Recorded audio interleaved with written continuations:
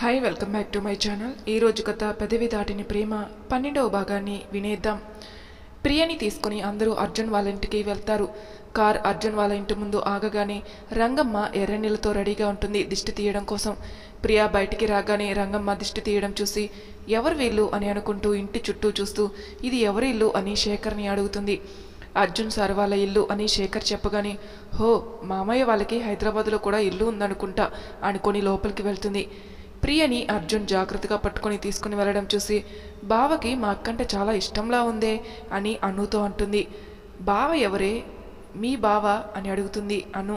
అదిగో అక్కని పట్టుకుని జాగ్రత్తగా తీసుకుని వెళ్తున్నాడే అతని మా వరప్రసాద్ మావయ్య కొడుకు అని అంటుంది దివ్య. పక్కనే వాళ్ళ మాటలు వింటున్న శేఖర్ ఈ అమ్మాయి తప్పుగా అర్థం చేసుకున్నట్లు ఉందే అనుకుని వివరిద్దామని అది కాదు అని చెప్పేలోపు శేఖర్ నోరు మూసేసి సైలెంట్గా ఉండమని అంటాడు. ఏమైంది సార్, ఆ అమ్మాయి మన అర్జున్ సార్ని అని శేఖర్ ఏదో అనబోతుంటే నాకు తెలుసు, కాసేపు నువ్వు ఏమీ మాట్లాడుకో, సైలెంట్గా జరిగేది చూడు అని అంటాడు శేఖర్ ఏం చూడాలి, అయినా సైలెంట్గా ఉండమని చెప్పినప్పుడు ఉంటే పోలా, అసలే తిని చాలాసేపు అయింది, బాగా ఆకలిగా ఉంది అనుకుంటూ వంటగది వైపు వెళ్తాడు. ప్రియని చూడగానే రాధగారు హగ్ చేసుకుని ఏడుస్తుంటారు. దివ్యకి రాధగారు ఎందుకు ఏడుస్తున్నారని ఏమీ అర్థం కాదు. రమ్య కూడా ప్రియని పట్టుకుని ఏడుస్తుంది. దివ్య వాళ్ళని చూసి మా అక్క కొత్త మనుషులతో అంత త్వరగా కలవదే, మరి వీళ్ళతో పరిచయం, పైగా ఇంత క్లోజ్ అని ఆలోచిస్తూ ఉంటుంది. ప్రసాద్ గారు, ఇప్పుడు ఎవరు ప్రియని ఇబ్బంది పెట్టకండి, ముందు తనకి విశ్రాంతి అవసరం అని అంటారు. అర్జున్ సరే అని పైన ఉన్న తన రూమ్కి ప్రియని పట్టుకుని తీసుకుని వెళ్తూ ఉంటాడు.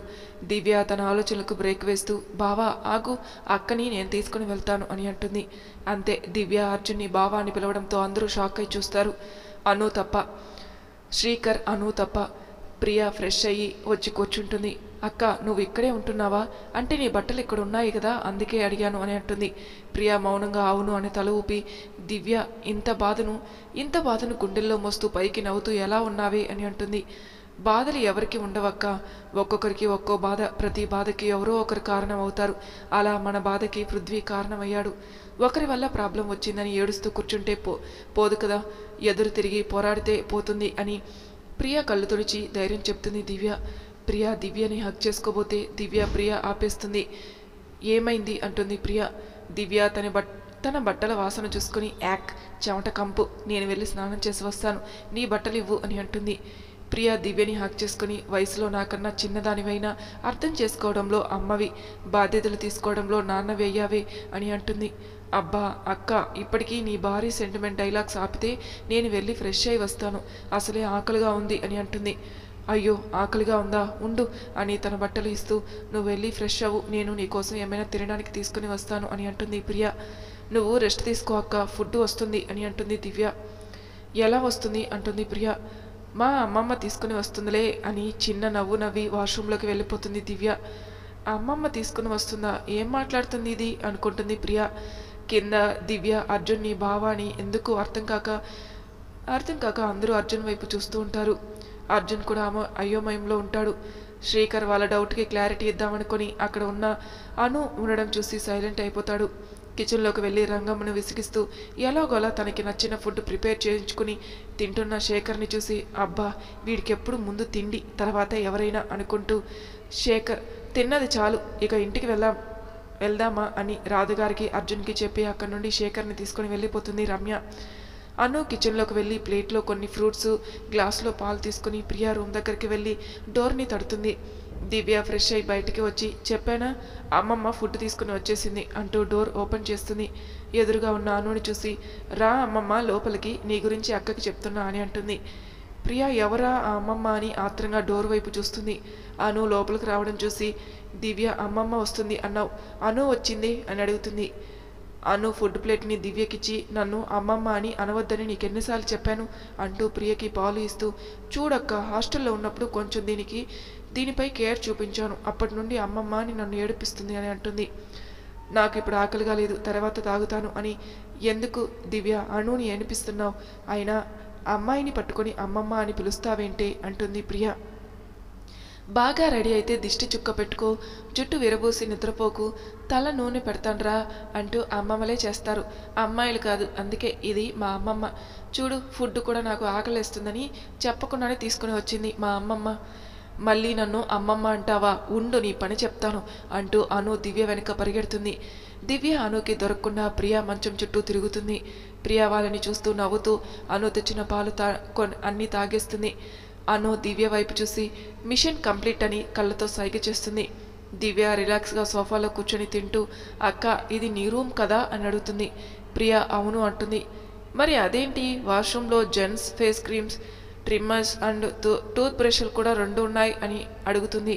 దివ్య అడిగిన ప్రశ్నకి ప్రియా ఏం చెప్పాలో అర్థం కాక అది అది అని కంగారు పడుతుంటుంది. అను పై గదిలోకి వెళ్లడంతో శ్రీకర్, ప్రసాద్, మీనాక్షిలను చూస్తూ అంకుల్, ప్రియా దివ్యలు మీ మేనకోడల్లా అని అడుగుతాడు. ప్రసాద్ గారు అవును, నా సొంత చెల్లెలు పిల్లలు వాళ్ళు, ఎంతో అల్లారుముద్దుగా పెంచుకున్న మా బంగారు తల్లి బిడ్డలు వాళ్ళు. కొన్ని కారణాల వల్ల నా చెల్లెలు మా ఇంటికి దూరమైంది, ఇప్పుడు శాశ్వతంగా దూరమైంది అని అంటారు. అర్జున్ షాక్ అయి, అంటే ఆ రోజు బాబాయ్ ఎందుకు ఎక్కువగా ప్రియ గురించి ఎందుకు మాట్లాడుతున్నారో అనుకున్నా, ఎందుకా అనుకుంటూ, అయినా ఇంట్లో ఉన్న నాకే తెలియలేదు, వీడికి ఎలా తెలిసింది? ప్రియా దివ్యలు బాబాయ్ మేనకోడళ్ళని శ్రీకర్ వైపు చూస్తాడు. నువ్వు అలా ఎందుకు చూస్తున్నావో నాకు అర్థమైంది, ఇంట్లో ఉన్నా నాకే తెలియదు కానీ వీడికి ఎలా తెలుసనే కదా అని అంటాడు శ్రీకర్. అర్జున్ అవును అన్నట్లుగా తల ఊపుతాడు. దివ్య నిన్ను వాళ్ళ మామయ్య అత్తయ్యల కొడుకు అనుకుంటుంది, అందుకే నిన్ను బావా అని పిలిచింది అని అంటాడు. అనుకోవడం ఏంటి, అర్జున్ వాళ్ళ మామయ్య కొడుకే కదా అని అంటాడు. కాదు మా అబ్బాయి, అలానే ప్రియా భర్త కూడా అని అంటారు రాధగారు. ప్రియా భర్త అంటే సుధా పెళ్లి మండపం నుండి వచ్చేశాక ప్రియా అనుమతి లేకుండా తన మెడలో తాళి కట్టింది నువ్వేనా అని అంటాడు కార్తీక్. అర్జున్ ఏమీ మాట్లాడకుండా మౌనంగా ఉంటే శ్రీకర్ అవును అని తల ఊపుతాడు. కార్తీక్ ఏదో అనేలోపే అక్కడికి సుందరం, సుధా వస్తారు.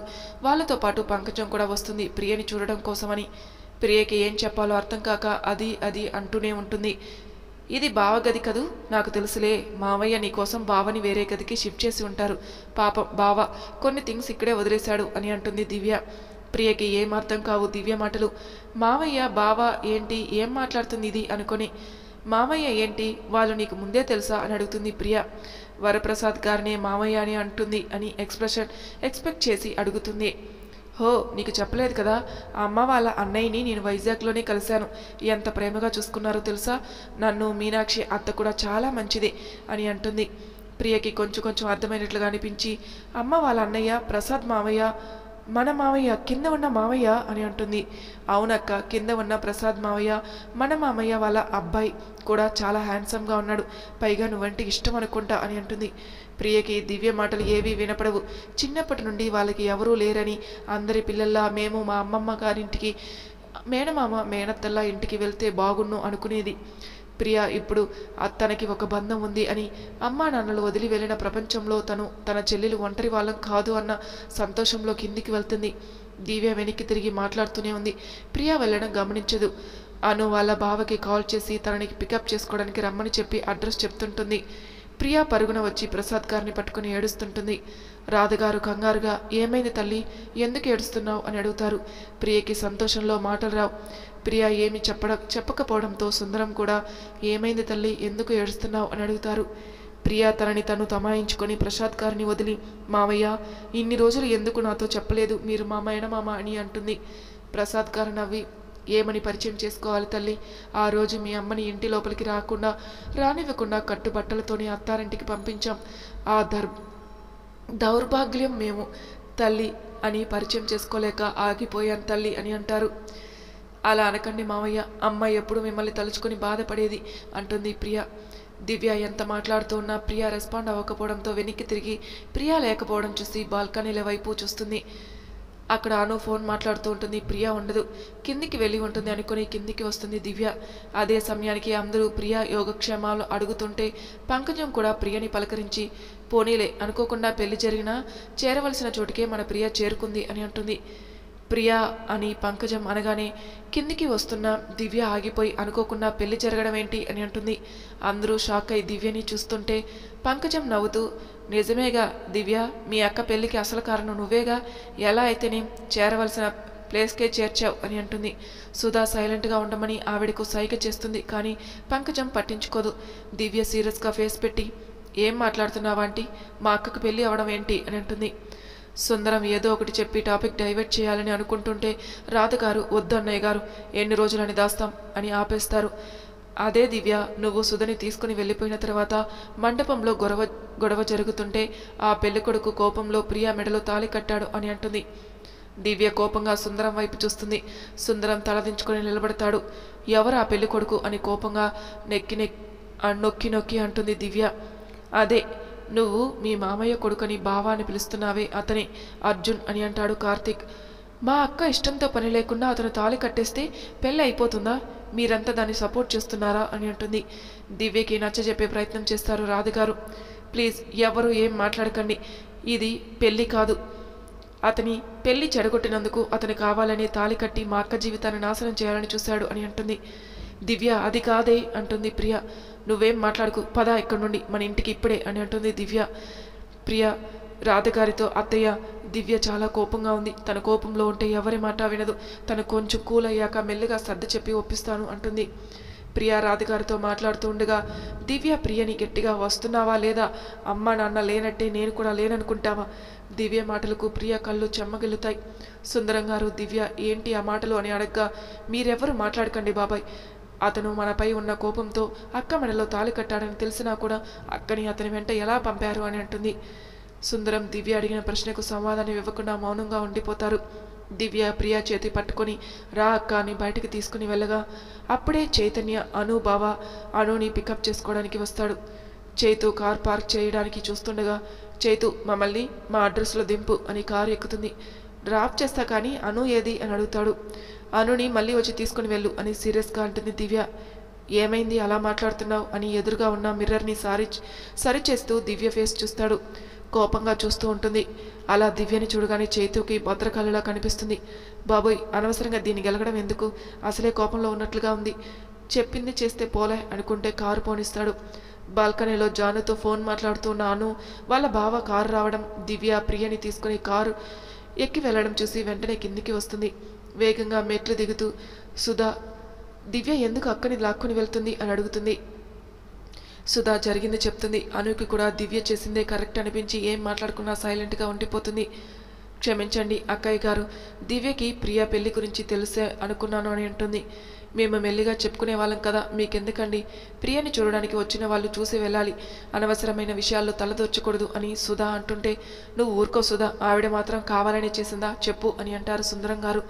దివ్య కోపాన్ని చూసిన వరప్రసాద్ గారు బిగుసుకుపోయి అలానే ఉండిపోతారు. ఆయన్ని గమనించిన మీనాక్షి, ఏమండి ఏమండి ఏమైందండి అలా ఉండిపోయారు అని అడుగుతుంది. దివ్యని చూస్తుంటే మా నాన్నని చూసినట్లే ఉందే మీనా అని అంటారు. ఇంత రచ్చ జరిగినా అర్జున్ ఏంటి సైలెంట్గా ఉన్నాడు అనుకుంటున్నారా? మరి చూద్దాం ఏం జరుగుతుందో. అర్జున్, ఇప్పుడు ఎక్కడికి వెళ్తున్నాం అని అడుగుతాడు శ్రీకర్. ఎయిర్పోర్ట్కి రాహుల్ వస్తున్నానని మెసేజ్ చేశాడు. వచ్చి ఈ టైంకి వచ్చేసి ఉంటాడు. నేను కారు పార్క్ చేస్తాను, నువ్వు వెళ్ళి వాడు ఎక్కడ ఉన్నాడో చూడు. మనం ఎందుకు వాడే క్యాబ్లో రావచ్చు కదా అని అంటాడు శ్రీకర్. ఏదో ముఖ్యమైన విషయం చెప్పాలి, ఇంట్లో అందరూ ఉంటారు, చెప్పడం కుదరదు అన్నాడు అని అంటాడు అర్జున్. నువ్వు వెళ్ళి వాడిని తీసుకొనిరా, నేను ఇక్కడే వెయిట్ చేస్తానని కార్లోనే కూర్చుంటాడు అర్జున్. ఏంటో అంత ముఖ్యమైన విషయం, ఇప్పుడు ఈ బాబు ఎక్కడ ఉన్నాడో ఏంటో అంటూ ఫోన్ తీసి రాహుల్కి కాల్ చేస్తాడు. అప్పుడే ఎవరో ఒక అమ్మాయి పరిగెత్తుకుంటూ వచ్చి శ్రీకర్ని గుద్దుకొని పడిపోతుంది. శ్రీకర్ ఆ అమ్మాయిని పడిపోకుండా పట్టుకుంటాడు. ఆ అమ్మాయి కింద పడిపోతున్నా అనే భయంతో కళ్ళు మూసుకుంటుంది. కానీ ఏంటి, పడిపోకుండా గాల్లో ఆగిపోయానే అనుకుంటూ మెల్లగా కళ్ళు తెరుస్తుంది. ఎదురుగా చంద్రబింబం లాంటి ముఖం, లైట్గా ట్రిమ్ చేసిన గడ్డంతో చాలా హ్యాండ్సమ్గా కనిపిస్తాడు ఆమె కళ్ళకు శ్రీకర్. శ్రీకర్ని చూస్తూ అలా ఉండిపోతుంది. Hello miss, are you okay అని అడుగుతాడు శ్రీకర్. మీరు ఇలానే పట్టుకుని ఉంటే ఎంతసేపైనా బాగానే ఉంటాను అని అంటుంది. అప్పుడు నన్ను నలుగురు మోసుకుంటూ పోవాల్సి వస్తుంది అని ఆమెను మెల్లిగా వదిలి అక్కడి నుండి వెళ్ళిపోతాడు. శ్రీకర్ని చూస్తూ ఊహాలోకంలో విహరిస్తుంటుంది ఆ అమ్మాయి. బాగున్నాడు కదూ అంటూ తన ఫ్రెండ్ ఆమె చెవి దగ్గర మెల్లగా అంటుంది. అవును, చాలా బాగున్నాడు అంటుంది ఆ అమ్మాయి. ఆ అమ్మాయి ఫ్రెండ్ నచ్చాడా అంటూ తలాడిస్తుంది ఆ అమ్మాయి. ఆ అమ్మాయి నెత్తిపై ఒకటి వేసి, ముందు పద, మళ్ళీ ఆ అబ్బాయి కనిపిస్తే సైట్ కొట్టుకుందో కానీ అని అంటుంది ఆ అమ్మాయి ఫ్రెండ్. ఆ అమ్మాయి తలరుద్దుకుంటూ నొప్పి పెడుతుంది. లిల్లీ అని అంటుంది. అర్థమైందా? శ్రీకర్కి పడిపోయిన అమ్మాయి ఎవరో కాదు, మన సెల్ఫీ క్వీన్ జాను. అక్కడ మన కోసం రిషి వెయిట్ చేస్తుంటే నువ్వు ఇక్కడ ఆ అబ్బాయికి సైట్ కొడుతున్నావా అని అంటుంది లిల్లీ. అబ్బా వస్తున్నానే పద అంటూ శ్రీకర్ వెళ్ళిన వైపు చూస్తూ, ఎలా అయినా నీ గురించి తెలుసుకుంటా అని అనుకుంటూ ముందుకి కాదులుతుంది. ఏంటి బ్రో నువ్వు వచ్చావు, అర్జున్ బ్రో రాలేదా అని శ్రీకర్ని అడుగుతాడు రాహుల్. వచ్చారు, అయ్యగారు కారులో ఉన్నారు, కారు దగ్గరికి నిన్ను తీసుకొని రమ్మని నన్ను పంపారు అని రాహుల్ చేతిలో ఉన్న కొంత లగేజ్ని తీసుకొని ముందుకు నడుస్తాడు. లోపల ఏమున్నాయి ఏంటి, బ్యాగులు ఎంత బరువుగా ఉన్నాయి అని అడుగుతాడు శ్రీకర్. చాలా రోజుల తర్వాత వస్తున్నాను కదా, అందుకే కొన్ని గిఫ్ట్స్, అలాగే అన్నయ్యకి పెళ్ళయింది కదా, వదిని కోసం కూడా కొన్ని థింగ్స్ తీసుకొనిమని అమ్మ చెప్పింది అని అంటాడు. హో, అంటే మీ అన్నకి వదినికి మాత్రమే గిఫ్ట్స్, మాకు లేవా అని అంటాడు శ్రీకర్. నువ్వు పెళ్లి చేసుకుంటే నీకు తీసుకుని వస్తాం గిఫ్ట్స్ అని అంటాడు రాహుల్. బాబు, నువ్విచ్చే గిఫ్ట్ కోసం హ్యాపీగా గడిపిస్తున్న నా సింగిల్ లైఫ్ని త్యాగం చేయలేను, కానీ పద అంటూ కారు డోర్ ఓపెన్ చేస్తాడు శ్రీకర్. ఏంట్రా, ఏదో విషయం చెప్పాలి, ఇంట్లో అందరూ ఉంటారు, అక్కడ చెప్పడం కుదరదని రమ్మన్నావు అని అడుగుతాడు అర్జున్. అరే చెబుతానుండన్నా, అంత తొందర ఎందుకు అని. నువ్వు డాడ్ హెల్త్ బాగోలేదని డాడ్ని చూడడానికి వైజాగ్ వచ్చి తిరిగి వెళ్తున్నప్పుడు ఒక అమ్మాయికి హెల్ప్ చేయబోయి నువ్వు ప్రాబ్లంలో పడ్డావు, గుర్తుందా అని అడుగుతాడు. అర్జున్ అయోమయంగా రాహుల్ వైపు చూడగా, అదే బ్రో, తను హాస్పిటల్లో ట్రీట్మెంట్ తీసుకున్నవన్నీ రోజులు ప్రతిరోజు కాల్ చేసి అడిగేవాడివి, తన గురించి తన ట్రీట్మెంట్ ఖర్చు అంతా నువ్వే పెట్టుకుంటానన్నావు, గుర్తుందా అని అంటాడు రాహుల్. అవును, తను కనిపించిందా అని అడుగుతాడు అర్జున్. తను కాదు, తన చెల్లెలు కనిపించింది అని అంటాడు రాహుల్. అర్జున్, ఏంటి? అదే బ్రో, నీకు చెప్పాను కదా, నాకు ఒక అమ్మాయి నచ్చిందని, తను ఎవరో కాదు, నువ్వు సేవ్ చేసిన అమ్మాయి చెల్లెలు అని అంటాడు రాహుల్. అవును, ఆ అమ్మాయి గురించి ఏం తెలియదన్నావు, ఇప్పుడు ఎలా నువ్వు ఇష్టపడ్డ అమ్మాయి అని తన చెల్లెలని తెలుసుకున్నావు అని అడుగుతాడు అర్జున్. అదో పెద్ద స్టోరీ అంటూ జరిగిందంతా అర్జున్ శ్రీకర్లకు చెప్తాడు. బాగుందిరా నీ లవ్ స్టోరీ, సరే ఆ అమ్మాయి ఎందుకు అలా కంగారుగా మాయమైపోయింది అని అంటాడు అర్జున్. తెలీదు, హైదరాబాద్ వస్తే కలవమని అడ్రస్ ఇచ్చింది అని అంటాడు రాహుల్. సరే కానీ ఇంతకీ అమ్మాయి పేరేంటి అని అడుగుతాడు శ్రీకర్. దివ్య అని అనగానే శ్రీకర్ సడన్ బ్రేక్ వేసి కారు ఆపేస్తాడు. అర్జున్ షాక్ అయి రాహుల్ని చూస్తాడు. ఏంటి శ్రీకర్ అన్న సడన్ బ్రేక్ వేశావు, లక్కీగా వెనక ఏ వెహికల్ రాలేదు కాబట్టి సరిపోయింది అని అంటాడు. శ్రీకర్, ఆ అమ్మాయి ఫోటో ఏమైనా ఉందా అని అడుగుతాడు. ఉంది అంటూ తన మొబైల్లో ఉన్న దివ్య ఫోటోని చూపిస్తాడు. అంతే. అర్జున్ శ్రీకర్ ఒక్కసారిగా ఒకరి ముఖాలు ఒకరు చూసుకుంటూ, అంటే ఆ అమ్మాయి ప్రియనా అంటాడు అర్జున్. ఏంటి బ్రో, ఆ అమ్మాయిని నువ్వు చూసావా అని అడుగుతాడు రాహుల్. చూశాడా, చూసిన వెంటనే తాళి కూడా కట్టేశాడు అని వెటకారంగా అంటూ కార్ స్టార్ట్ చేస్తాడు శ్రీకర్. ఏంటి నువ్వు అనేది, నాకు అర్థం కాలేదు అని రాహుల్ అనగానే, నువ్వు ప్రేమించిన ఆ అమ్మాయి ఎవరో కాదు, మీ అత్త కూతురు అని అంటాడు శ్రీకర్. వాట్, ఏం మాట్లాడుతున్నావు, మా అత్త కూతురు ఏంటి అంటాడు రాహుల్. ఇంటికి వెళ్తే నీకే అర్థమవుతుంది మై డియర్ బ్రదర్ అని సంతోషంగా అంటాడు అర్జున్. చైతు, దివ్య ప్రియలను ఇంటి దగ్గర విడిచిపెట్టి మళ్ళీ అర్జున్ వాళ్ళ ఇంటికి వెళ్తాడు. దివ్య అని ప్రియా పిలుస్తుంటే, అక్క ఇప్పుడు ఏం మాట్లాడద్దు, లోపలికి వెళ్ళు అని అంటుంది. వాళ్ళ ఇంటి ముందు నుండి కారు వెళ్ళడం గమనించి బయటికి వచ్చిన పండు దివ్యని చూసి, హాయ్ దివ్య, ఎలా ఉన్నావు అని అంటుంది. సారీనే, అతను ఎవరో తెలుసుకోకుండా నీ ఫోన్ నెంబర్ ఇచ్చాను అని అంటుంది. అసలే పిచ్చి కోపంలో ఉన్న దివ్యకు పండు మాటలు ఇంకొంచెం చిరాకు అనిపించాయి. పండు ఇలా రా అని పిలుస్తుంది దివ్య నార్మల్గా ఉంది అనుకుని పండు దివ్య దగ్గరికి వస్తుంది. పండు దగ్గరికి రాగానే, పండు నీకు మా అక్కకి పెళ్ళైన సంగతి తెలుసా అని అడుగుతుంది. తెలుసు, ఆ రోజు నేను కూడా అక్కడే ఉన్నాను కదా అని అంటుంది. అంతే. ఫట్టుమని చాచి లెంపకాయ కొట్టిన సౌండ్ వస్తుంది. పండు తన చెంపపై చేయి పెట్టుకుని, ఇప్పుడు ఎందుకు కొట్టావే అని అడుగుతుంది. ప్రతి చిన్న విషయాన్ని గ్రూప్లో పోస్ట్ చేసే నువ్వు, ఎవడో దారిని పోయే దానయ్య నిన్ను అడగకపోయినా పిలిచి మరీ నా ఫోన్ నెంబర్ చెప్పిన దానివి, మా అక్క పెళ్లి విషయం నాకెందుకు చెప్పలేదు అని అంటుంది. పండుకి మ్యాటర్ అర్థమై అక్కడ ఉండడం ఇంకా సేఫ్ కాదని, నాన్న వస్తున్నాను అంటూ అక్కడి నుండి ఎస్కేప్ అయిపోతుంది.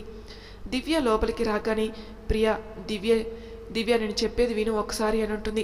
నీకేం తెలీదు, నువ్వేం మాట్లాడుకు, బాబాయ్ వాళ్ళు రాని, అంతవరకు నన్ను డిస్టర్బ్ చేయకు అంటూ రూమ్ లోపలికి వెళ్ళిపోతుంది. అర్జున్ శ్రీకర్ని తన ఫ్లాట్ దగ్గర డ్రాప్ చేసి రాహుల్ని తీసుకుని ఇంటికి వెళ్తాడు. ఇంటి లోపలికి వెళ్ళగానే వెంటనే ప్రియని కలవాలని అనుకుంటాడు. కానీ లోపలికి వెళ్ళేసరికి సీన్ వేరేలా ఉంటుంది. అందరూ దిగులుగా ముఖం పెట్టుకుని ఉంటారు. ఏమైంది, ఎందుకు అలా ఉన్నారు అని అడగ్గా ఎవరు ఎటువంటి సమాధానం ఇవ్వరు. బాబు, ప్రియా అని అనగానే సుందరం గారు, ఏమైంది ప్రియకి, బాగానే ఉంది కదా అంటూ మేడపైకి వెళ్తాడు అర్జున్. రూమ్లో ప్రియా లేకపోవడంతో మొత్తం అంతా వెతుకుతాడు. ఎక్కడా ప్రియా కనిపించకపోయేసరికి కిందికి వచ్చి, ప్రియా, దివ్య ఇద్దరూ ఎక్కడికి వెళ్ళారు అని అంటాడు. రాహుల్ జర్నీ చేసి వచ్చి కారణంగా మాస్క్ పెట్టుకుని ఉంటాడు. తనకి ఏమీ అర్థం కాక సైలెంట్గా చూస్తూ ఉంటాడు.